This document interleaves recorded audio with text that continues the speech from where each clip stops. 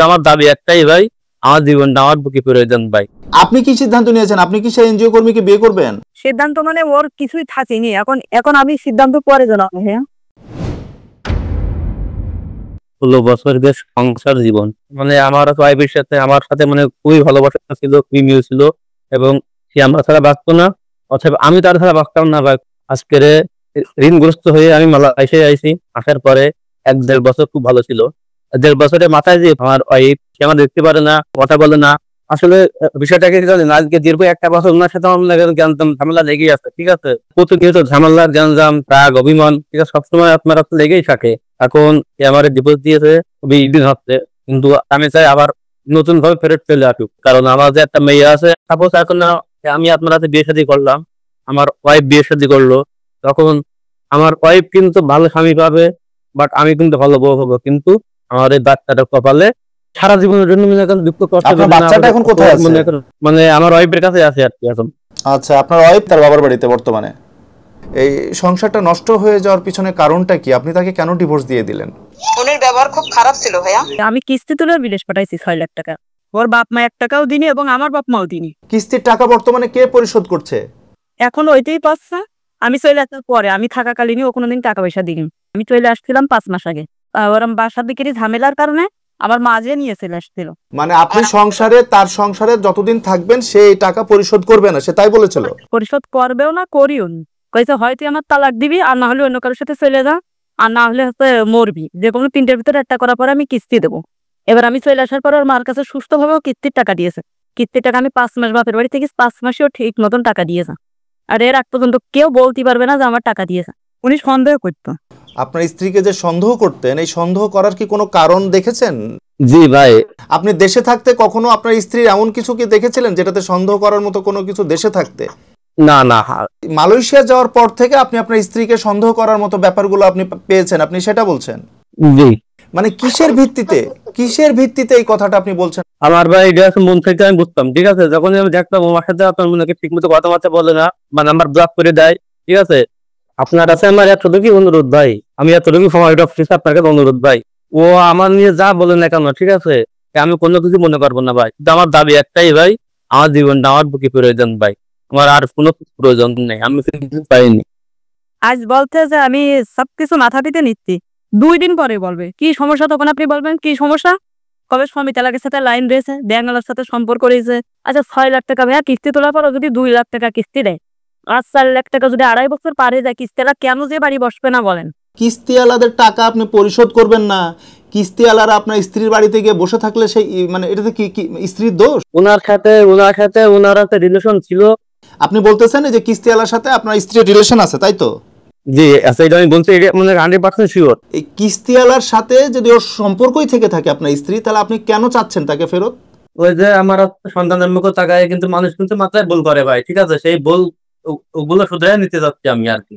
এখন ভাইয়া মনে করেন আজকে এই কথা বলছে, কাল অন্য কথা বলবে, ওর দিয়ে কোনো ভরসা বিশ্বাস কিছু করা হবে না, বুঝলেন? আপনার অতীত যা গেছে, ঠিক আছে, ওগুলো সব বাদ। আমি ওনার সাথে আপনার নতুন জীবন শুরু করতে যাই, শুধুমাত্র আমার ঠিক আছে, শুধুমাত্র স্বামী সন্তান নিয়ে থাকবে, পৃথিবীতে ওর মনে করেন কোনো কিছু করা লাগবে না, ঠিক আছে, কোনো চাকরি বা কোনো কিছু, ঠিক আছে, বা কোনো অন্য পুরুষের কাছে যাওয়া লাগবে না, শুধুমাত্র আমি আছি, আমি সাব্যর জন্য। আমার এতটুকু দাবি। আমি তোবা করলাম, তোবা আস্তাগফিরুল্লাহ রাব্বি মিন কুল্লি যামবি ওয়া আতুবু ইলাইহি লা হাওলা ওয়ালা কুওয়াতা ইল্লা বিল্লাহ আলিয়্যিল আযীম। আল্লাহ, তুমি আমি যা করেছি, ঠিক আছে, আর আমি যে সমস্ত কাজ ওর সাথে করেছি, সমস্ত কিছু আল্লাহ তুমি মানে আমার পিছনে ফেলাই দিয়ে মাফ করে দিয়ে, আমার সামনে আমার মেয়েটা বকি করে নিয়ে, আমার স্ত্রীকে নিয়ে তুমি আমার টুপি সংসারে আপনি আবার আগের মতো ফিরে দাও। ও যতই তওবা করো, আজকে কথা আপনার সাথে যে বলেছে, কালকে আপনি বলছেন হবে। আচ্ছা ঠিক আছে, চেষ্টা তো করেন, নতুন করে চেষ্টা তো করেন, শুরুটা করার চেষ্টা তো করেন। সবকিছু নষ্ট করে তো লাভ কি বলেন? ওই যে এনজিওর লোক চাকরিটা চলে যাওয়া, তার বোর কান পর্যন্ত আমার সাথে তার বিয়ে হয়ে গেছে, অবৈধ সম্পর্ক হয়েছে বলে তার সংসারটা ভেঙে দেওয়া। এখন সেই ছেলের একই জেদ আমার নেই, আর আমার ফ্যামিলির থেকেও রাগ, যদি তার সাথে যখন এত কিছু করে দিলে, তা তুইও তার কাছে যা। এখন মনে করেন আমি আমার করণীয় কি বলুন? আপনার ওই এনজিও কর্মীর সাথে তো আপনার কোনো সম্পর্ক ছিল না, তাই তো? না। আচ্ছা, সম্পর্ক যদি নাই থাকে তাহলে এনজিও কর্মীর চাকরিটা গেল কেন? এগুলোর যদি কোনো ভিত্তি না থাকে তাহলে এই অফিসের চাকরি চলে গেল, তার স্ত্রী তাকে ছেড়ে দিচ্ছে, এটা কিভাবে হয় সম্ভব?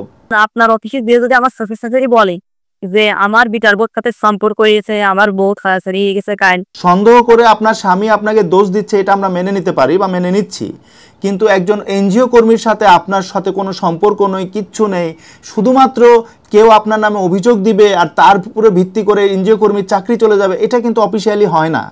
অফিস করবে কি, জিনিসটা তদন্ত করবে, সত্যতা পেলে সেক্ষেত্রে আপনার চাকরি চলে যাবে বা আপনার বিরুদ্ধে আইনানুগ ব্যবস্থা নেবে। কিন্তু আপনি যেটা বলছেন যে এনজিও কর্মীর সাথে আপনার কোনো সম্পর্ক ছিল না, শুধুমাত্র আপনার স্বামী সন্দেহ করত, আপনার শ্বশুর শাশুড়ি সেই এনজিও কর্মীর বিরুদ্ধে অভিযোগ করলো, সেই অভিযোগের ভিত্তিতে এনজিও কর্মীর চাকরি চলে গেল, এটা তো হতে পারে না। তো নিশ্চয়ই কোনো না কোনো প্রমাণ পেয়েছে আপনাদের সম্পর্কের, এই জন্যই তো ব্যাপারগুলো হচ্ছে। এটা তো আমি জানি না ভাইয়া, তার সাথে আমার কোনো যোগাযোগ নেই। তাহলে আপনি কেন তার চাকরি বা যাবে, আর কেন বা তার স্ত্রী তাকে ছেড়ে দিবে শুধুমাত্র অভিযোগের ভিত্তিতে? এটা তো সম্ভব না। নিমন, আপনি কি কোনো তথ্য প্রমাণ আছে যে ওই ভদ্রলোকের সাথে আপনার স্ত্রীর সম্পর্কের কোনো তথ্য প্রমাণ আছে? যে এনজিও অফিসার, ঠিক আছে, উনি ওই যে এনজিও যে লোকটা, ওনার ইমো ওই অফিস ম্যানেজার হ্যাক করে দিয়েছে, ঠিক আছে। হ্যাক করার সাথে সাথে এসএমএস পেয়েছে, ঠিক আছে, আবার ওর ফোনে এর মানে পিকচার ছবি পেয়েছে, ঠিক আছে। এই অভিযোগ যখন ওঠে তখন ওই এনজিওর অফিস থেকে সেই এনজিও কর্মীর ফোন হ্যাক করে দেখতে পায় আসলে তাদের মধ্যে সম্পর্ক আছে। জি জি। এখন বর্তমানে আপনি কি চাচ্ছেন? এখন আমি ভাবতে পাই একটা মানে সমাধান কর। আপনি কি সিদ্ধান্ত নিয়েছেন? আপনি কি সেই এনজিও কর্মীকে বিয়ে করবেন? সিদ্ধান্ত মানে ওর কিছুই থাকেনি, এখন আমি সিদ্ধান্ত পরে জানাবো ভাইয়া।